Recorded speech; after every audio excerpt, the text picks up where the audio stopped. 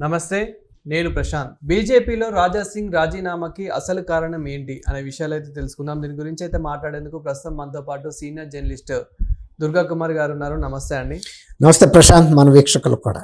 Sir, Raja Singh గారు ఒక press meet పెట్టి కూడా ఆయన అఫీషియల్గా కూడా తను ఈరోజు నేను రాజీనామా చేస్తున్నాను, ఇక లవ్ లెటర్ ఇస్తున్నాను అంటూ ఒక చెప్పడం జరిగింది. అసలు దీనికి కారణం ఏంటి? అదేవిధంగా ఈరోజు రెండు తెలుగు రాష్ట్రాల్లో బీజేపీ అధ్యక్షులను కూడా ఎంచుకోవడం జరిగింది. దీని మీద కూడా మీ అభిప్రాయం ఏంటి? ప్రశాంత్, ఇదివరకు ఈ నామినేషన్ అంటే ఈ అధ్యక్షుల నియామకాలు అనేది ఎక్కువగా కాంగ్రెస్లో ఉండేది. అంటే అధిష్టానం నియమిస్తే ఇక వీళ్ళు దాన్ని ఒప్పుకోవటం తప్ప వేరే మార్గం. కొంతలో కొంత బీజేపీలో ఒక ప్రజాస్వామ్యయుతంగా ఎన్నుకునే వాళ్ళు అంతో పార్టీలోనూ ప్రజల్లోనూ పలుకుబడి ఉన్న వ్యక్తులు, పార్టీలో కూడా బాగా కష్టపడి పనిచేసే వ్యక్తుల్ని ఆ పోస్టులో ఎన్నుకోవటం అనేది జరిగేది. గత కొంతకాలంగా తెలంగాణ బీజేపీలో కూడా అంతర్గతంగా కుమ్ములాట్లు బాగా జరుగుతున్నాయి. ఎందుకంటే సరైన నియామకాలు జరగటం లేదు. కేవలం కొంతమంది పలుకుబడి ఉన్న వ్యక్తులే పార్టీ అధిష్టానం దగ్గర మేనేజ్ చేసుకుని పోస్టులు తెచ్చుకుంటున్నారు. దాని వలన నిజమైన కార్యకర్తలకి గుర్తింపు రావటం లేదని అసంతృప్తి బీజేపీ కార్యకర్తల్లో కింద స్థాయిలో కూడా బాగా ప్రబలింది. అది కొనసాగుతూ ఉంది. రాజా సింగ్ గోషామహల్ ఎమ్మెల్యేగా 3-4 సార్లు ఎన్నికైన రాజా సింగ్ కూడా పార్టీలో అంతర్గతంగా జరుగుతున్న రాజకీయాల వల్ల ఇబ్బంది పడుతున్నాడు. రాజా సింగ్కి స్ట్రైట్గా ప్రజల్లో మంచి పలుకుబడి ఉంది.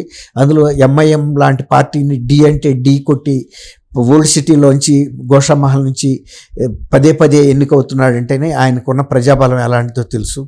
అందులో ఈ గోవుల రక్షణ గురించి సంబంధించి కూడా అనేక సార్లు అక్రమ రవాణా జరుగుతున్న గోవుల్ని పట్టుకుని వాటిని విడిపించడం, రక్షించడం, ఇలాంటి సాహసోపేతమైన పనులు ఓల్డ్ సిటీలో ఉండి చేయటం చాలా కష్టం. కానీ ఆయన ఏ రోజు జంకలేదు. అలా ఎన్నో ఇబ్బందులు పడి గతంలో కూడా 2-3 సార్లు పార్టీకి రాజీనామా చేస్తున్నట్టు చెప్పినా కానీ చిన్నపాటి ఏదో నచ్చజెబుతా పార్టీలో కొనసాగించారు. కానీ ఇవాళ పార్టీ అధ్యక్ష పదవికి నామినేషన్ వేయటానికి ఆయన వెళ్తే తను 7 సభ్యులు అయితే పెట్టాలి. ఈ 3 సభ్యులతో సంతకాలు పెట్టించుకోగలిగాడు.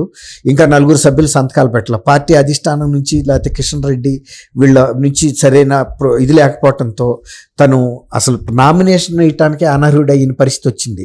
తర్వాత ఇక్కడ గతంలో మాజీ ఎమ్మెల్సీగా ఉన్న ఎన్ రామచంద్రరావు ఆయన్ని పార్టీ అధ్యక్షులుగా పైన అధిష్టానం నిర్ణయించింది. తను నామినేషన్ వేసి ఎన్నికల ద్వారా వెళ్ళాలనుకున్నాడు. కానీ కిషన్ రెడ్డి వాళ్ళు బెదిరించారు, నువ్వు ఎమ్మెల్యేగా కొనసాగాలనుకుంటున్నావా, సస్పెండ్ అవ్వాలనుకుంటున్నావా, పార్టీ అధిష్టానానికి వ్యతిరేకంగా నామినేషన్ వేయాలని ఎట్లా అనుకుంటున్నావని. ఆయన కూడా పార్టీ అధిష్టానం కనుక నా మీద ఆగ్రహంతో ఉంటే మీరు స్పీకర్కి లెటర్ రాయండి, నేను కూడా పార్టీకి రాజీనామా చేస్తున్నాను, రాజా సింగ్ మా పార్టీ ఎమ్మెల్యే కాదు అని చెప్పి మీరు కూడా రాసేయండి అని కూడా బహిరంగంగా ఆయన కిషన్ రెడ్డికి కూడా చెప్పేశాడు.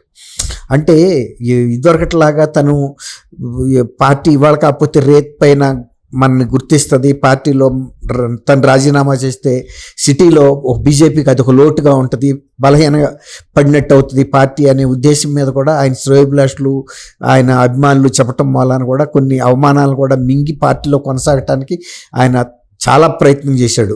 కానీ ఇవాళ జరిగిన ఈ అవమానం తర్వాత ఆయన కూడా ఇక పార్టీలో కొనసాగే లాభం లేదు, నేను పార్టీకి రాజీనామా చేస్తున్నానని ప్రెస్ కాన్ఫరెన్స్ పెట్టి మరి జై శ్రీరామ్ అంటూ నిష్క్రమించాడు. ఆ నిష్క్రమణ అనేది హైదరాబాద్ బీజేపీ ఉనికి మీద మాత్రం తీవ్రమైన ప్రభావం అయితే ఖచ్చితంగా చూపిస్తుంది. ఎందుకంటే రాజా సింగ్ అనేది ఒక వ్యక్తి కాదు, ఆయన ఒక శక్తి. బీజేపీకి పెద్ద పెట్టని కోట లాంటి వ్యక్తి హైదరాబాద్ నగరంలో. అనేక క్లిష్ట పరిస్థితులు కూడా ఆయన ఎదుర్కొన్నాడు తప్ప ఏ రోజు తన ప్రాణానికి హాని ఉందని కూడా తెలిసినప్పటికీ కూడా ఆయన అవన్నీ కూడా ఎదుర్కొన్నాడు. తర్వాత అదనపు పోలీసు ఇది ఉన్నా కూడా ఆయన ఏమి పెద్ద పెట్టించుకోవాలా. కొన్నిసార్లు అసలు ఆ ఉన్న భద్రతను కూడా నాకు అక్కర్లేదని కూడా తిప్పిచ్చేశాడు.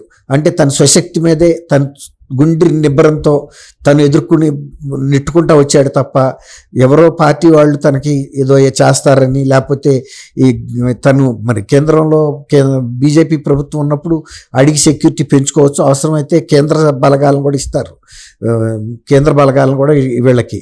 అలాంటిది కూడా తను వాడుకోలేదు. అది ఏంటంటే రాజా సింగ్కి ఒక నమ్మకం ఏంటంటే ఏదైనా సరే నా స్వశక్తి మీద నేను ఉండాలి, గోషామహల్లో నాకున్న పరపతి నాకుంది, పార్టీకి నేను అండగా ఉన్నాను, కానీ మరి నాకు క్లిష్ట పరిస్థితులు వచ్చినప్పుడు పార్టీ ఉండలేదు. రెండోది, గతంలో నుంచి ఉన్న సాంప్రదాయ పద్ధతి, నిజమైన కార్యకర్తలకి అధికారం ఇవ్వాలి, ప్రాముఖ్యత ఇవ్వాలి అనే సంస్కృతి బీజేపీలో కూడా తగ్గిపోయింది. ఒక కాంగ్రెస్ పార్టీ లాగా వ్యవహరిస్తుంది. అలాంటప్పుడు ఇక నేను ఆత్మ సంపుకుని ఎన్నాళ్ళు బ్రతకాలి, నా అభిమానులు కానీ కానీ అవసరమైతే తను ఇండిపెండెంట్గానే ఉంటాడు తప్ప ఇక పార్టీలో కొనసాగలేననేది ఒక స్థిర నిర్ణయానికి రావటం అని కనిపిస్తుంది క్లియర్గా. లేకపోతే రాజేష్ సింగ్ ఇంత పెద్ద నిర్ణయం తీసుకున్న తర్వాత కూడా పార్టీ కూడా మరి ఆయనతో కనీసం ఎవరన్నా రాయబారం పంపి అవసరమైతే కేంద్ర పెద్దల దగ్గరికైనా తీసుకెళ్ళైనా ఒప్పించాలి. కానీ మరి రాజేష్ సింగ్ని కనుక వాళ్ళు వదులుకుంటే హైదరాబాద్ నగరంలో బీజేపీ పట్టు కొంత సడలినట్టే అనుకోవాలి. ఎందుకంటే నిజమైన కార్యకర్తలకి బాధ అంటే ఉంటుంది. రాజేష్ సింగ్ చాలా కాలం నుంచి పార్టీలో చాలా కింద కార్యకర్తగా పనిచేసుకుంటూ వచ్చాడు తప్ప ఈవెన్ ఎమ్మెల్యే అయిన తర్వాత కూడా నేను ఒక ఎమ్మెల్యేననే హోదా ఎక్కడ చూపించడానికి ప్రయత్నించలా. నిజమైన కార్యకర్తగానే ఉన్నాడు చివరిరాక.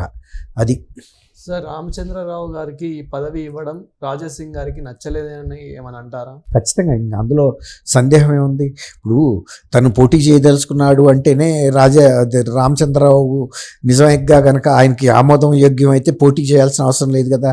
తను కూడా హర్షం ప్రకటించేసేవాడు కదా. కానీ తను పోటీ చేయాలి, నిజమైన కార్యకర్తలకి బీజేపీలో స్థానం ఉంది అని ఒక రుజువు చేసుకోవాలని చూశాడు ఆయన. కానీ పార్టీ అధిష్టానమే బలమైంది, ఒక కార్యకర్తకి బలం లేదు, లేకపోతే ఒక నాయకుడి మాట చెల్లదు అనే ఒక భావన ఇవాళ పార్టీ వ్యక్తం చేసింది.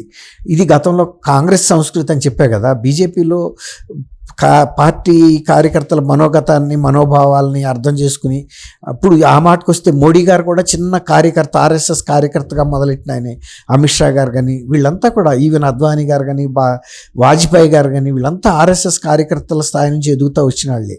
బీజేపీలో వారసత్వ రాజకీయాలు ఉండవు, తర్వాత డబ్బు రాజకీయాలు ఉండవు. కార్యకర్తలుగా పనిచేసినప్పుడు యోగి యూపీ సీఎం ఆయన కూడా ఎంత సింపుల్ పర్సన్. బీజేపీలో ఎవరైనా అంతే, అట్లా వస్తారు. అంతేగాని పైనుంచి పార్టీలు ఇట్లా దిగుమతి చేయటం ఉండదు. రామచంద్రరావు గారు కార్యకర్త కాదని కాదు, రామచంద్రరావు గారి కన్నా కూడా ఇతను ప్రజాక్షేత్రంలో పోరాడిన వ్యక్తి, బీజేపీని అణిచివేయాలనుకున్న శక్తుల మీద తిరగబడిన వ్యక్తి రాజేష్ సింగ్. ఇప్పుడు అతను ఒక బీజేపీ కార్యకర్తగా ఎమ్మెల్సీ స్థాయి వరకు ఎదిగాడు రామచంద్ర గ్రాడ్యుయేట్స్ కాన్స్టిట్యున్సీ నుంచి. కానీ ఇతను అట్ట కాదు, మాసెస్ నుంచి వచ్చాడు, ప్రజల్లోంచి వచ్చాడు. పట్టభద్రుల నియోజకవర్గంలోంచి రావటం వేరు, మాసెస్లోంచి రావటం వేరు.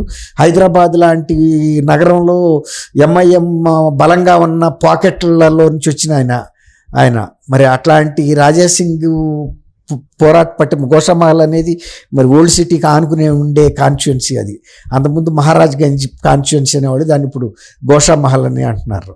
అట్లా మరి రాజేష్ సింగ్ లాంటి వ్యక్తిని పార్టీలోంచి బయటికి పంపించే పరిస్థితి వచ్చిందంటే చాలామంది నిజమైన కార్యకర్తలు, కింది స్థాయి కార్యకర్తల్లో ఆ మనసులో బాధ అయితే ఉంటుందని నేను ఖచ్చితంగా అనుకున్నాను. ఎందుకంటే నాకు చాలామంది బీజేపీ కార్యకర్తలతో సంబంధం అంటే తెలుసు.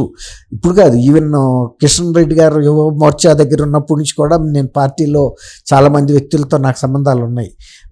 ఇప్పుడు అభిప్రాయాలు కూడా చాలామంది అదే అంటున్నారు. గతానికి ఇప్పటికీ పార్టీ నా సంస్కృతిలో అంటే